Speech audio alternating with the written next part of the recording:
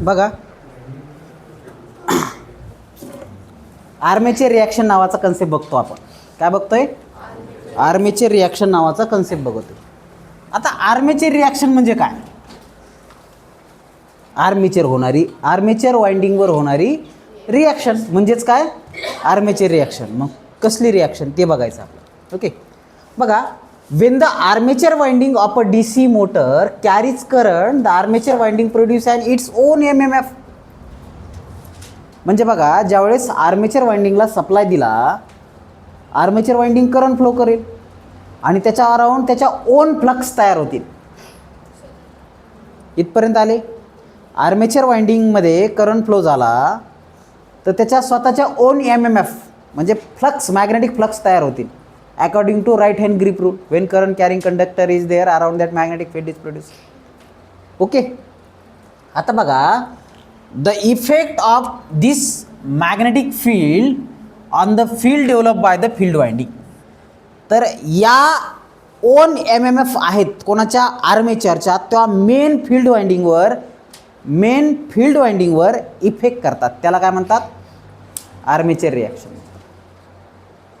त्याला काय म्हणतात? आर्मेचर रिॲक्शन म्हणतात.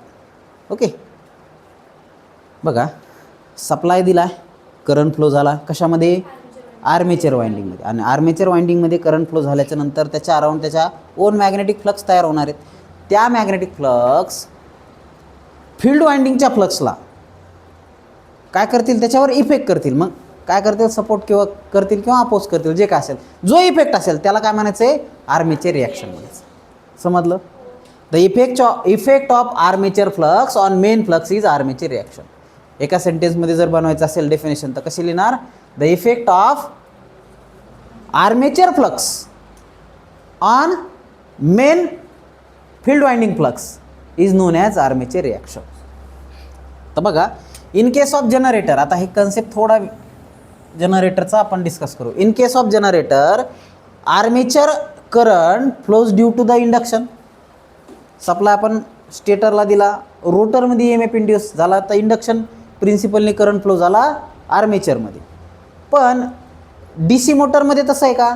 नाही. आपण DC मोटरमध्ये डायरेक्ट आर्मेचरला सप्लाय देतो, म्हणून DC motor flows armature current due to conduction.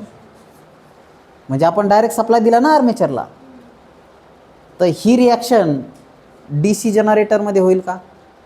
नाही होणार. का नाही होणार? कारण आपण सप्लाय फील्ड वाइंडिंगला दिला आहे आणि त्याच्यामुळं इंड्यूस EMF होऊन रोटरमध्ये आर्मेचर करंट फ्लो होतो. तो करंट कोणता आहे? इंड्यूस करंट आहे. ओके, EMF इंड्यूस होऊन करंट फ्लो होतो, त्याला आपण आर्मेचर करंट म्हणतो. पण इन केस ऑफ मोटर तसं आहे का? नाही. आपण सप्लाय कोणाला देतोय? दोन्हीला देतो, फील्ड वाइंडिंगला देतो आणि आर्मेचर वाइंडिंगला देतो. आर्मेचरला स्वतःचा कंडक्शनमुळं करंट फ्लो होतो, आपण सप्लाय दिला म्हणून करंट फ्लो होतो. म्हणून ही रिॲक्शन DC मोटरमध्ये होते, जनरेटरमध्ये नाही. बघा, the air gap between armature and field is now act upon the resultant of 2 MMF, namely the field MMF and armature MMF. तर आता काय, जे एअर गॅपमध्ये दोन्ही फ्लक्स आहेत, कोणत्या फ्लक्स आहेत? फील्ड वाइंडिंगच्या फ्लक्स आहेत आणि आर्मेचर वाइंडिंगच्या फ्लक्स आहेत. ते काय करणार? युद्ध करणार. ते काय करणार? युद्ध करणार. म्हणजे त्याचा इफेक्ट एक तर अट्रॅक्टिव्ह असेल किंवा रिपल्सिव्ह असेल किंवा काहीतरी होणार. त्याचं काय होणार ते आपण बघू. Therefore the air gap flux density will be distorted. Disturb होणार ती. मग काही ठिकाणी वाढणार, काही ठिकाणी कमी होणार, एकमेकाला रिझल्टंट कमी करणार वगैरे अशा ॲक्शन होणार. तर त्याच्यात 2 ॲक्शन होतात. ओके, कोणकोणते ॲक्शन? एक क्रॉस मॅग्नेटायझिंग इफेक्ट आणि दुसरं डीमॅग्नेटायझिंग इफेक्ट. आता क्रॉस मॅग्नेटायझेशन म्हणजे काय? एका बघा N आणि S पोल आहे. ओके, म्हणजे हे समजा N पोल आहे आणि हा S पोल आहे. तर Nच्या फ्लक्स काय होतील? वाढतील समजा, आणि Sच्या फ्लक्स काय होतील? कमी होतील. एका साईडच्या फ्लक्स वाढतील आणि दुसऱ्या साईडच्या कमी होतील. तर या टाईपच्या याला काय म्हणतात? क्रॉस मॅग्नेटायझेशन म्हणतात. हे याला क्रॉसिंग करतं, इकडं वाढवतं तर इकडं कमी करतं. इक्वल आहे, जेवढं वाढलं तेवढंच कमी झालं, क्रॉस मॅग्नेटायझेशन. ओके, क्रॉसिंग करते, डिस्ट्रॉय करते. डिमॅग्नेटायझेशन कसं जास्त वाढतं आणि थोडंच कमी करते, म्हणजे डिमॅग्नेटायझेशन. मॅग्नेटाइज फ्लक्स मग कमी करते, ओव्हरऑल नेट फ्लक्स जे आहेत ना त्या कमी होतात. डी म्हणजे काय रे, कमी होणं. क्रॉस म्हणजे काय, एक साईडने वाढवणं दुसऱ्या साईडने करणं, क्रॉसिंग करणं.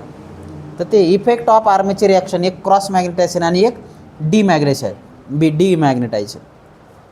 To reduce armature reaction compensated winding is use. ते बघू आता कंपन्सेटेड वाइंडिंग काय, कसं काम करते वगैरे. तर आता आपल्याला दोन इफेक्ट बघायचे. पहिले तर क्रॉस मॅग्नेटायझेशन इफेक्ट बघून, दुसरं डिमॅग्नेटायझेशन इफेक्ट. आर्मेचर रिॲक्शन समजलं, कोणाकोणा समजलं.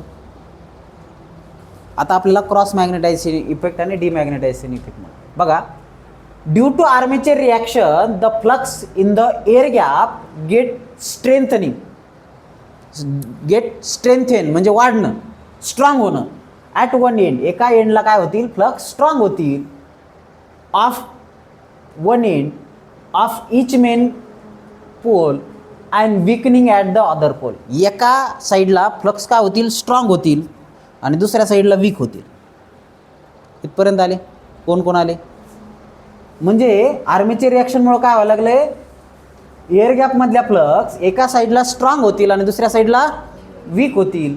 आणि या इफेक्टला आपण काय म्हणतो, क्रॉस मॅग्नेटायझिंग इफेक्ट. क्रॉसिंग होते, एका साईडनं स्ट्रॉंग दुसऱ्या साईडने वीक, त्याला आपण काय म्हणतो, क्रॉस मॅग्नेटायझिंग इफेक्ट म्हणतो. Due to this effect field EMF be more than armature EMF. इथं काय होणार आहे, फील्ड EMF काय होईल, जास्त होईल आर्मेचर EMF पेक्षा. फील्ड EMF कसा होईल, जास्त होईल आर्मेचर EMF पेक्षा. आणि नेट रिझल्ट काय होईल, distortion in flux density. Okay, distortion in flux density but no change in flux per pole if iron core is unsaturated. म्हणजे याच्यामध्ये ओव्हरऑल फ्लक्स कमी होणार आहेत का, नाही. जेवढ्या वाढतील तेवढ्याच कमी होतील. अनसॅच्युरेशन जर असेल तर नो प्रॉब्लेम, जेवढ्या वाढल्या तेवढ्याच कमी. सॅच्युरेशन झाले तर मग मात्र होऊ शकतं. पण बघा, but in cross magnetization result in pole flux if iron core is saturated झालं, त्याला त्याच्यामध्ये सॅच्युरेशन आलं. तुम्हाला माहिती आहे ना सॅच्युरेशन, BH कर्वमध्ये सॅच्युरेशन पाहिलं ना तुम्ही. म्हणजे फ्लक्स डेन्सिटी, करंट वाढला तरी फ्लक्स डेन्सिटी एका पर्टिक्युलर लेवलला, फील्ड स्ट्रेंथ वाढत जरी गेली तर काय होईल, फ्लक्स डेन्सिटी वाढणारच नाही. BH कर्वमध्ये शिकलं ना तुम्ही. तर ती सिच्युएशन जर आली तर मग काय होईल, एका साईडनी जास्त फ्लक्स वाढतील, दुसऱ्या साईडनी कमी होतील आणि ओव्हरऑल फ्लक्स कमी होतील. But due to cross magnetizing result in the pole flux if iron core is saturated then this effect is called as demagnetization effect. जर आयर्न कोर सॅच्युरेट झालं तर एका साईडच्या फ्लक्स काय होतील, कमी होतील आणि दुसऱ्या साईडच्या फ्लक्स वाढतील. पण कमी होणारे फ्लक्स जास्त कमी होतील आणि वाढणारे फ्लक्स थोड्याच वाढतील. मग रिझल्ट काय होईल, फ्लक्स कमी होईल. त्यामुळे त्याला डिमॅग्नेटायझेशन म्हणतात. बघा, in cross magnetising the increase in flux strength at one end of pole is equal to decrease in flux at other end.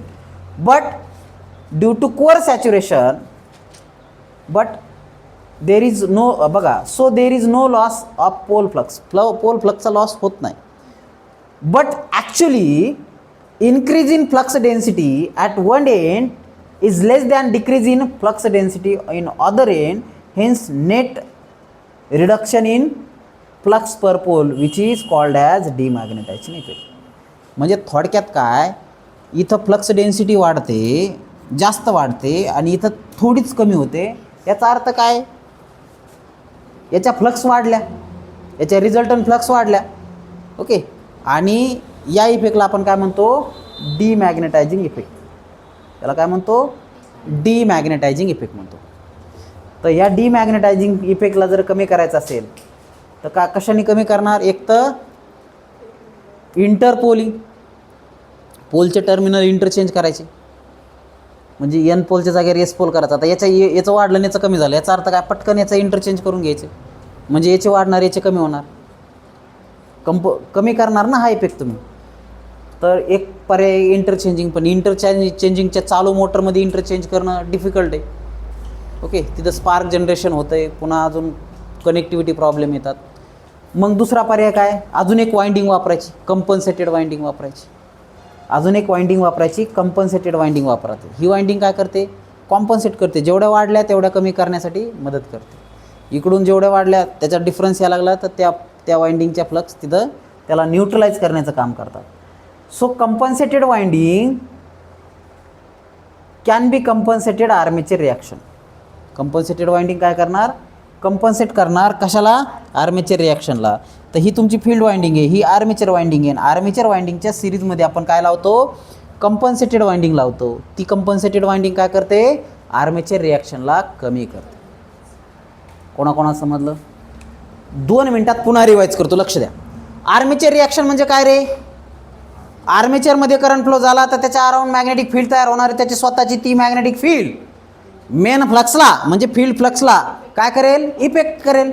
एक तर सपोर्ट करेल किंवा अपोज करेल, काय असेल ते. तर 2 इफेक्ट आहेत त्याच्यात, क्रॉस मॅग्नेटायझेशन आणि डिमॅग्नेटायझेशन. क्रॉस मॅग्नेटायझेशनमध्ये एका पोलच्या फ्लक्स एका साईडनी स्ट्रॉंग होतात तर दुसऱ्या साईडच्या पोलच्या फ्लक्स काय होतात, वीक होतात एअर गॅपमध्ये. मग असं जर होत असेल आणि नेट रिझल्टंट फ्लक्स जे असतील कॉन्स्टंट असतील तर त्याला काय म्हणायचं, क्रॉस मॅग्नेटायझिंग इफेक्ट म्हणायचं. तिथं काय net resultant flux okay, no problem. कधी, जर सॅच्युरेशन झालं नाही तर. पण जर सॅच्युरेशन झालं एका साईडला तर काय होईल, एका साईडच्या फ्लक्स जास्त वाढतील, दुसऱ्या साईडच्या कमीच राहतील. मग रिझल्टंट फ्लक्स कमी होऊन जातील आणि याचा परिणाम त्याला आपण काय म्हणतो, डिमॅग्नेटायझेशन. ओके, त्याला आपण काय म्हणतो, डिमॅग्नेटायझेशन. आर्मेचर रिॲक्शनमुळे लॉसेस होतात बरं का, त्याला आपण आर्मेचर रिॲक्शन लॉसेस म्हणतो, डिमॅग्नेटायझेशन.